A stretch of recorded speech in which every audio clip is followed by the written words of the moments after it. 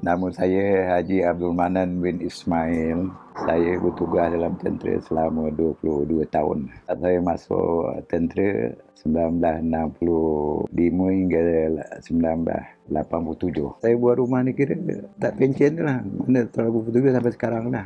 Dah dia report tu kira bocor ikut. Itulah dia meter bocor. Saya siling tu bukan jenis apa jenis ni, dia jenis yang macam apa dulu punya yang tebal apa tu. Kalau ikut bagi pendapat saya memang alhamdulillah syukurlah dapat bantuan. Ialah bagi saya kepada rakan-rakan seperjuangan yang veteran yang telah bersara, yang berpencen ataupun tak berpencen kan. Seandainya ada apa kata masalah, kita rosak rumah ke apa, minta bantuan, hubungilah, buatlah permohonan pada persatuan, kita punya persatuan. Bagi saya berbanyak ucapkan terima kasih kepada bahagian Kementerian Pertahanan, yang pertama, yang kedua kepada persatuan Jabatan Veteran kita, dan juga kepada persatuan veteran yang ada dekat